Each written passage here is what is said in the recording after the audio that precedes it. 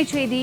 அண்ணா பல்கலைக்கழக மாணவி பாலியல் வன்கொடுமை வழக்கில் கைதான ஞானசேகரன் மீதான குண்டாஸ் ரத்து செய்யப்பட்டுள்ளது. அண்மைச் செய்தியாக பார்த்து வருகிறோம். அண்ணா பல்கலைக்கழக மாணவி பாலியல் வன்கொடுமை வழக்கில் கைதான ஞானசேகரன் மீதான குண்டாஸ் ரத்து செய்யப்பட்டுள்ளது.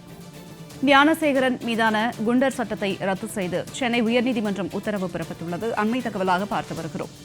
குண்டர் சட்டத்தை ரத்து செய்ய கோரி ஞானசேகரனின் தாயார் கங்காதேவி தாக்கல் செய்த வழக்கில் இந்த உத்தரவு பிறப்பிக்கப்பட்டுள்ளது.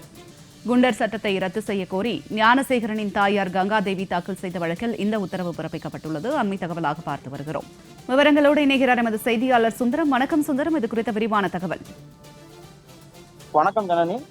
அண்ணா பல்கலைக்கழக மாணவி பாலியல் வன்கொடுமை செய்யப்பட்ட அதில் ஆயுள் தண்டனை கைதியாக இருக்கக்கூடிய ஞானசேகரன் மீது திருட்டு உள்ளிட்ட வழக்குகள் நிலுவையில் இருக்கிறது. அண்ணா பல்கலைக்கழக மாணவி வன்கொடுமை வழக்கில் ஞானசேகரன் கைது செய்யப்பட்ட பின் ஞானசேகரன் மீது பல்வேறு குற்ற வழக்குகள் நிலுவையில் இருந்ததால் குண்டர் தடுப்பு சட்டத்தின் கீழ் சிறையில் அடைக்க சென்னை மாநகர காவல் ஆணையர் உத்தரவிட்டிருந்தார்.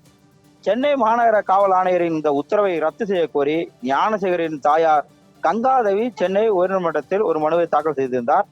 இந்த மனுவானது நீதிபதிகள் வி வேல்முருகன் மற்றும் எம் ஜோதிராமன் அடங்கிய அமர்வில் விசாரணைக்கு வந்தது.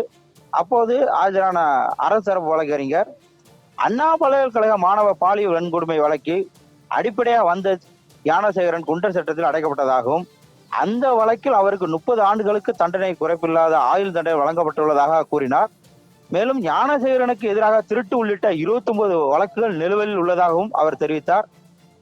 இதனையடுத்து நீதிபதிகள் அண்ணா பல்கலைக்கழக மாணவி பாலியல் வன்கொடுமை வழக்கில் தண்டனை விதிக்கப்பட்டுள்ளதால் குண்டர் சட்டத்தில் அடைக்க பிறப்பிக்கப்பட்ட உத்தரவை ரத்து செய்யப்படுவதாக உத்தரவிட்டு ஒரு உத்தரவு பிறப்பித்துள்ளனர். ஜனனி, விரிவான தகவலுக்கு நன்றி சுந்தரம்.